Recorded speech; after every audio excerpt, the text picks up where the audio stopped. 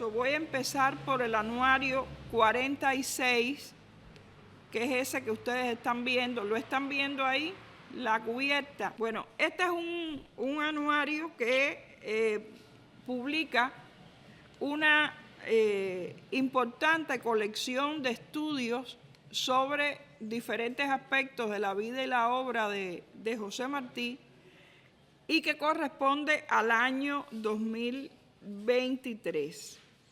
En el mismo hay textos de muy diversa naturaleza. Hay otros textos de José Martí al inicio, como es usual en el anuario, dedicados a, en este caso, a copias del expediente académico de Martí. Son textos inéditos hasta ahora. Hay además del expediente académico de Martí en la Universidad de Zaragoza. Hay además una selección de ponencias presentadas en el coloquio José Martí, un hombre de todos los tiempos. En este caso, el panel de homenaje a Fina García Marrús, que se hizo en ese coloquio de 2023, y tiene trabajos de Mayuli Morales Faedo, de la Universidad Autónoma del Estado de México, sobre la poesía de Fina, y tiene también una selección de otros estudios de Cintia Cordero Hernández, en aquel momento estudiante de Artes y Letras de la Universidad de La Habana del último año, de José Oriol Marrero Martínez, investigador del Centro de Investigaciones de la Política Internacional del CIPI.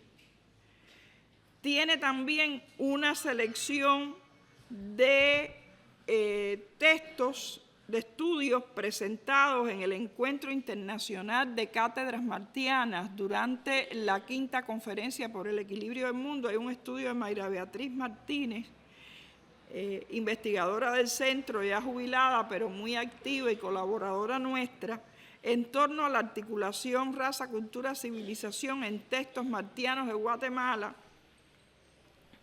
Tiene un estudio mío sobre el pensamiento descolonizador de José Martí, una alternativa para el mundo de hoy. Y además hay estudios de la doctora Marlene Domínguez Hernández, que está presente en el público y nos acompañará en el panel que viene a continuación de estas presentaciones. Hay un estudio de Marlene, de Loisy Sainz y Alexander Puente, recursos para leer a Martí, función de un glosario. Hay un estudio de Osmar Sánchez Aguilera, sonetista José Martí, que se los recomiendo especialmente. Hay de Ariela Erika Schnittmayer, creo que lo dije aproximadamente bien, de la Universidad de Buenos Aires, dedicado a las crónicas de José Martí, de Osneidi León Bermúdez y de Odette Torres, de la Universidad Central Marta Abreu de Las Villas, de Lourdes Ocampo Andina, que fue además la coordinadora de este número del anuario y que no ha podido acompañarnos hoy como habíamos previsto.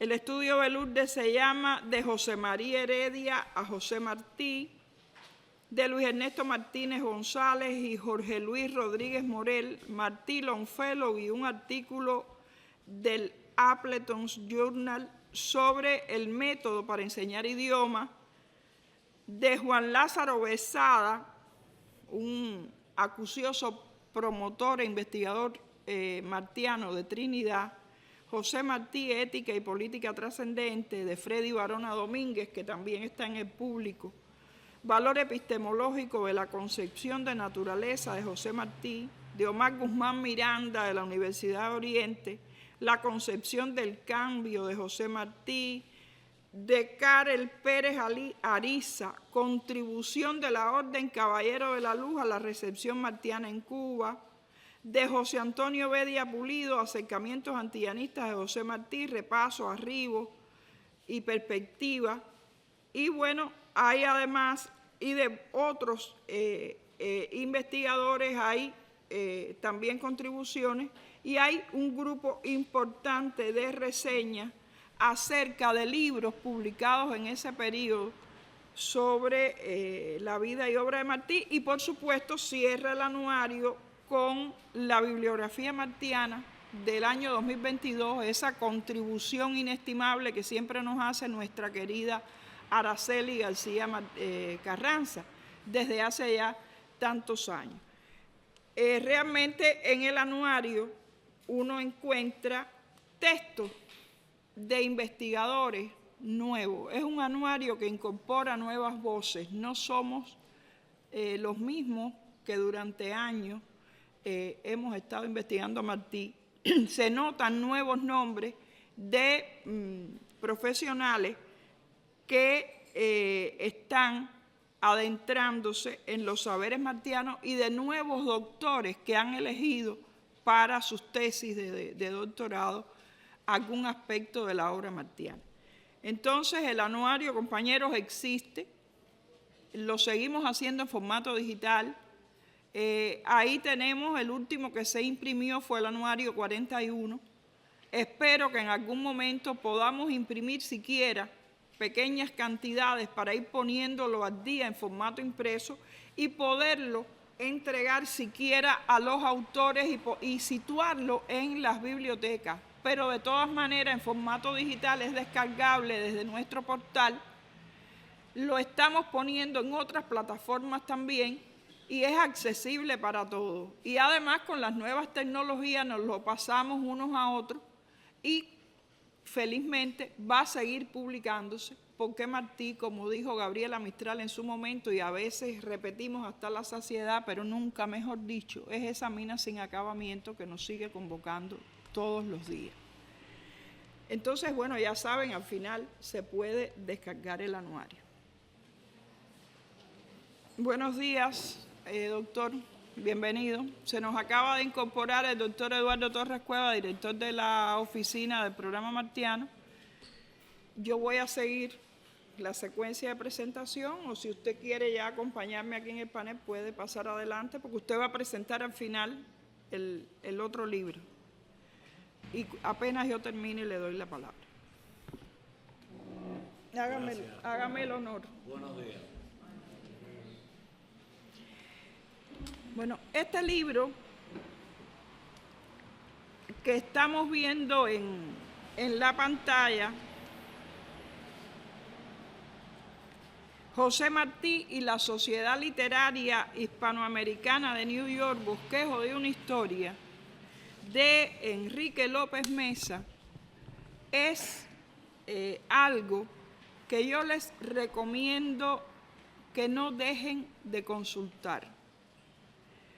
Como conocen los asiduos al centro, Enrique fue un investigador nuestro, de esas personas imprescindibles por sus saberes, por su capacidad de trabajo, que falleció repentinamente en octubre de 2018. Y Enrique dejó ese libro inconcluso. Yo tuve el privilegio de trabajar con Enrique muy de cerca por distintas razones, entre ellas porque hicimos en coautoría, trabajamos en coautoría el tomo 22 de las obras completas de la edición crítica. Y tener a Enrique como maestro era realmente un privilegio. Y desde esa época tan temprana de mi entrada en la edición crítica, allá por el año 2001, Enrique me estaba hablando de este libro en proceso. Y cuando Enrique fallece y deja este libro inconcluso, era inconcluso solo porque le faltaba el preciosismo del último detalle, ese tipo de insatisfacción que los autores tenemos hasta la última hora, y si no nos decidimos a soltar el libro, nunca lo damos por terminado. pero era un libro realmente muy completo. Cuando empezamos a revisar los archivos que Enrique nos dejó, nos percatamos de que había que publicarlo lo más rápidamente que se pudiera, por muchas razones, algunas académicas, otras extra académicas, que no vale detallar aquí, pero sobre todo por la valía del contenido del libro. Primero, porque no hay un solo estudio integral sobre la sociedad literaria hispanoamericana en su conjunto. Todo lo que se conoce hasta ahora es parcial, es fragmentario, hay textos, algunos más valiosos que otros, pero había muchas incógnitas. Y Enrique le da en ese libro a Martí el verdadero valor de su liderazgo al frente de la sociedad literaria hispanoamericana, una sociedad que en los inicios, hay que decirlo, Martí no estaba muy convencido de la necesidad de fundarla, porque él pensaba que la sociedad literaria podía distraer de otros deberes. Y la idea que tenía el animador fundamental de este proyecto, que era el colombiano Santiago Pérez Triana, iba más en sus inicios hacia la sociedad recreativa, de tertulia, de glamour, que hacia otra cosa. Pero poco a poco, estos dos intelectuales extraordinarios que fueron Pérez Triana, que no es para nada una figura menor en las letras continentales, es un hombre de mucha valía y que merece ser más estudiado y más atendido, y Martí, por supuesto, se percataron de cuánto podía hacer la sociedad como articuladora de las redes intelectuales de su tiempo, como aglutinadora de la emigración hispanoamericana en los Estados Unidos, y cómo podía convertirse en un importante elemento cohesionador de la identidad continental dentro de ese país que tanto nos desconocía y tanto nos despreciaba. Entonces, cuando me adentro a revisar el libro de Enrique, fue para mí una experiencia tremenda, y pasé en muchas ocasiones de la sorpresa del investigador a la emoción de la amiga que dice, bueno, pero que pronto se nos fue este hombre, cuánto más hubiera tenido que decirnos. Hasta he reído y he llorado, porque el libro tenía muchas marcas de esas que el autor siempre tiene para sí, y decía, cotejar por fulano, pero cuidado con fulano, porque es un historiador muy terco. Yo no podía dejar esas marcas en el libro, porque a veces hay referencias a personas, había referencias a personas vivas. Enrique era una persona que tenía un sentido del humor y la ironía muy particulares. Y le ponía, a veces habla de personas con nombre propio en la historia de Cuba, pero no se refería al nombre propio, se refería a un apodo que yo no podía dejarlo en el libro, porque no sabía el alcance, si eso podía herir la sensibilidad de alguien. Entonces, sustituye el apodo por el nombre de la persona. Lo del historiador terco no lo puedo dejar ahí. Y así, notas de ese tipo, tuve que matizarlas, y Tiurka Prieto Hernández, que fue la que hizo el trabajo de edición, y yo tuvimos que trabajar muy en conjunto para ir eliminando, ir matizando estas cosas. Pero por lo demás, no es para nada un bosquejo, como él pone modestamente en el título, y sí respetamos su título definitivo, y sí respetamos su modo particular. Él siempre escribió New York. Enrique no le aceptaba a ningún editor que le cambiara en New York por Nueva York. No, él decía New York y había que dejárselo. Todas esas cosas las fuimos dejando. Fuimos lo más respetuosas posible, salvo en ese tipo de detalles. Todo lo demás está cual Enrique lo dejó. Hay muchos anexos ahí que son material de archivo del siglo XIX que nunca más se publicaron y el investigador los va a tener disponible en esos anexos. Y estamos haciendo gestiones porque este es un libro que se debe imprimir y es un libro que no es solo importante para nosotros, es importante para todo el continente, tanto nuestra América como los propios Estados Unidos, y que arroja mucha luz entre esa dinámica entre el norte y el sur que tan actual es ahora, en tiempos en que todavía desde allá se sigue mirando con altanería a nuestra América y se siguen desconociendo nuestras esencias. Pues Enrique demuestra ahí cuánta voz propia, cuánto prestigio cultural y cuánta fidelidad a los orígenes tuvo José Martí y tuvo esa sociedad literaria hispanoamericana que logró ganarse el respeto de los neoyorquinos en su época. Es una lectura que yo les recomiendo a todos ustedes. Y bueno, ya en algún momento lo tendremos impreso como debe ser. Yo sigo siendo devota del libro impreso, aunque no niego la valía de estas posibilidades de difusión. Y qué bueno que estamos cumpliendo con Enrique y que sirva también este libro como un recuerdo a su contribución a los estudios martianos y como el tributo agradecido de sus compañeros del Centro de Estudios Martianos a esta extraordinaria persona y a este extraordinario investigador. Entonces, creo que debo pasar al siguiente, del cual voy a hablar menos, pero lo tengo que... El otro libro que se está presentando se llama Un gran capitán en un pueblo moderno, el general Grant, de José Martí, que como pueden ver en la cubierta, bueno, es un libro de mi autoría. La editora de este libro fue Ela López Ugarte, que no sé si está en el público.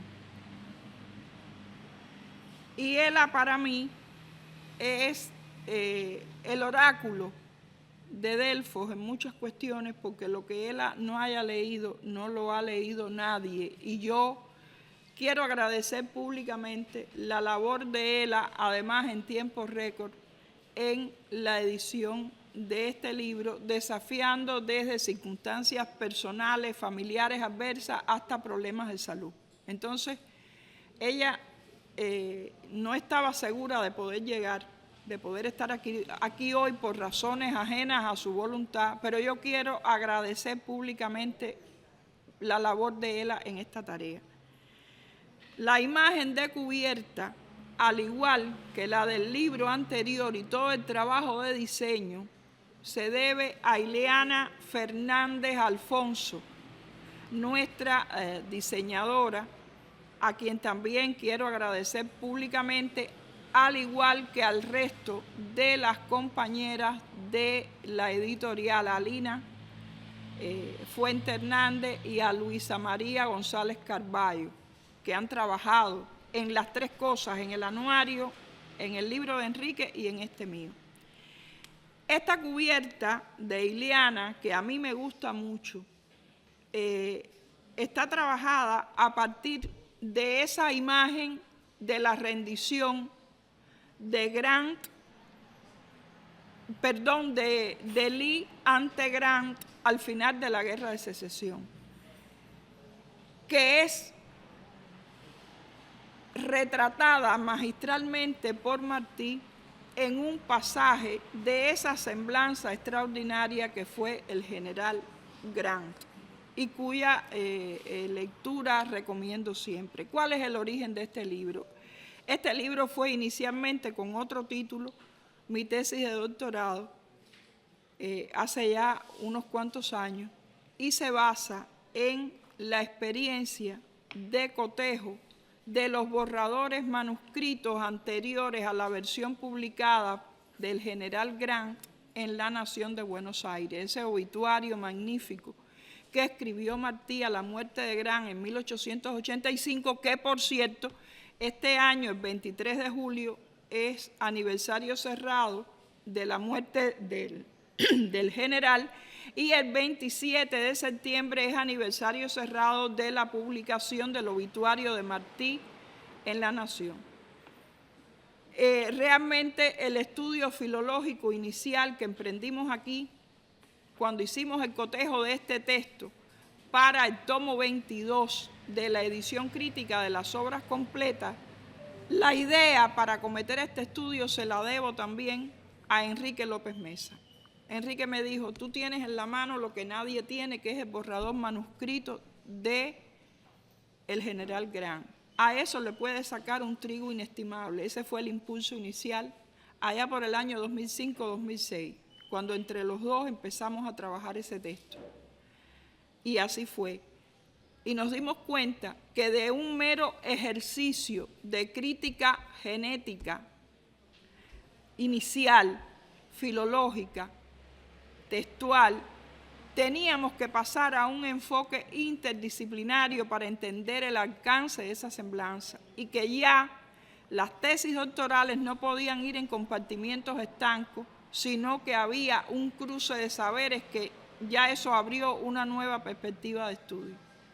Entonces este libro atañe tanto a esas cuestiones puramente textuales, tanto a la relación de vasos comunicantes entre las fuentes en inglés que utilizó Martí para su semblanza, sacadas de la prensa estadounidense, tanto a la relación del texto de Martí con biografías del general, con textos históricos sobre la guerra de secesión, con las memorias de la guerra publicadas en aquel momento en el Century Magazine, como a cuestiones de geopolítica, de estrategia. Nosotros tuvimos que consultar mapas de batalla. Pedro Pablo sabe de todo eso, que fue mi Dios tutelar en la conducción de la investigación junto a Enrique, y que finalmente se convirtió en el tutor de mi tesis de doctorado. Nosotros tuvimos que consultar todo tipo de cosas para entender la guerra de secesión y la repercusión que eso tenía en el imaginario de Martí.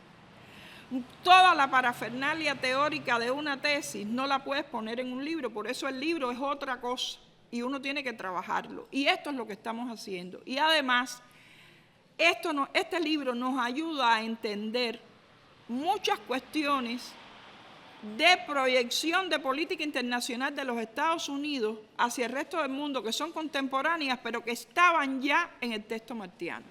Ese Grant, que en la mirada de Martí es un héroe negociante que se fue a curiosear por Cuba y México, es lo mismo que hacen los Estados Unidos en el momento actual. Ese Grant que llegó a capitán en la guerra de México, es decir, en una guerra de rapiña, es el mismo que nos convoca a contemplar cuestiones de política norteamericana de hoy. Ese Grant que es el espíritu norteamericano, como dice Martí en otra de sus crónicas, no en la semblanza maestra, Grant es el espíritu norteamericano, lo concreta, por eso lo guía, es el mismo que nos hace reflexionar sobre cuestiones que están pasando hoy en los Estados Unidos y que afectan a nuestra América y al resto del mundo. Ese Grant que se llevó a la Casa Blanca las botas de campaña y guerra es la encarnación de los dictadores, de la gente que se perpetúa en el poder tanto en los Estados Unidos como en nuestra América y que tanto daño han hecho en todo el continente y a nivel internacional. Entonces, ese Grant que Martí nos describe como que terminan las montañas en pico y los pueblos en hombres. Veamos cómo se hace un gran capitán en un pueblo moderno. Esa frase es la que nos dio a Ela y a mí la idea para el título, porque yo le tenía otro título que Ela me dijo, eso es un título para otra cosa, pero no para un libro. Y entonces, a partir de esa frase de Martí, veamos cómo se hace un gran capitán en un pueblo moderno, es que le hemos dado ese título. Creo que es un libro que puede ser útil no solo para especialistas en cuestiones filológicas, sino para entender problemas del mundo contemporáneo. y ahí también va a estar a su disposición. Entonces yo les agradezco muchísimo por la atención prestada y le doy la palabra al doctor Eduardo Torres Cuevas, que nos va a presentar otro libro, y le pido al autor del libro que me acompañe aquí. El doctor Torres Cuevas nos va a presentar el libro Tertulias Mambisa, que es de nuestro compañero Víctor Hernández Torres, vicepresidente de la Sociedad Cultural José Martí y subdirector de la oficina del programa martiano. Entonces, sin más preámbulo, doctor, adelante. ¿Funciona el micrófono? Sí, bueno, ha estado funcionando conmigo. Bueno, ante todo, buenos días y agradecer profundamente a los organizadores de este evento el que me hayan pedido presentar este libro. En primer lugar, un grupo de tareas impostergables me han impedido estar donde quiero estar, que es aquí. Pero hay cuestiones que no pueden postergarse. En segundo lugar, a Víctor lo conozco desde hace 5 o 6 años. Lo conocí aquí. Me llamó mucho la atención la dedicación profunda al trabajo martiano. No hay problema de nuestras 3 instituciones martianas en las cuales Víctor no haya jugado un papel importante en sus soluciones. Pero eso ha sido con amor y pasión martiana. Esto podía ser un modo de presentarlo, pero sería incompleto. Es quizás día a día que tenemos encuentros y hablamos de historia, y hablamos de Martí y la historia, pero lo que me llamó la atención es el conocimiento que tenía Víctor de la historia. Es decir, no se trataba de alguien que venía a preguntar, sino alguien que venía a dialogar sobre la historia. Y esto es significativo, llevar una carga administrativa fuerte, etcétera, pero al mismo tiempo mantener una inquietud de estudio, de libros, de discusión de temas. Y lo más interesante es que los temas que Víctor discutía no son temas sencillos. De lo que él venía a hablar siempre era de temas que son los grandes problemas que tiene la interpretación de la historia de Cuba y de algunos de sus acontecimientos. Eso ya hablaba de que sin el título de historiador, sin la presunción de títulos universitarios, era un conocedor de nuestra historia, un estudioso y sobre todo un inquieto buscador de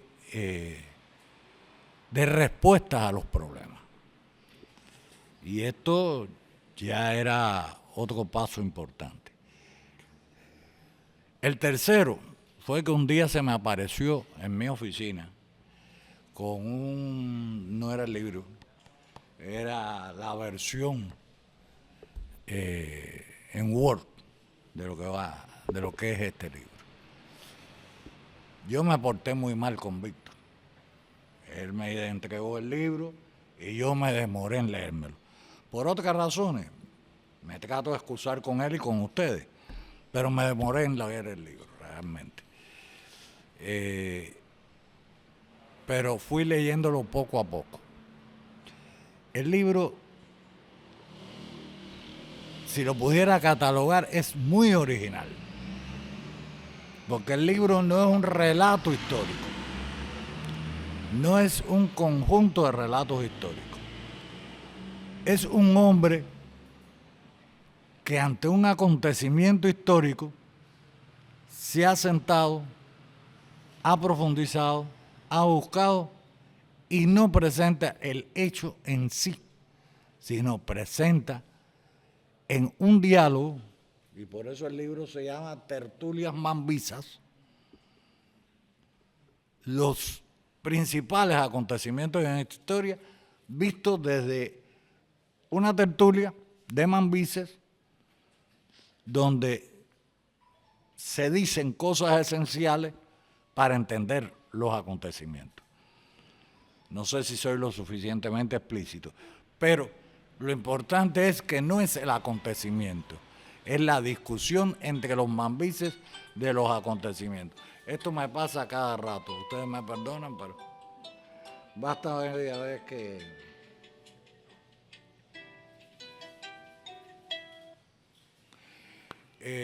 entonces, lo interesante del libro es lo fresco que es el libro. Es el acercamiento a los grandes acontecimientos históricos a partir de cómo lo vieron y lo discutieron los mambises. De diálogos y tertulias que llevaban la profundidad de los problemas del movimiento independentista. Aquí yo no los conté, pero deben haber, Víctor, más de 30 tertulias, más de 50 tertulias. Empieza con la convención de Tirzán.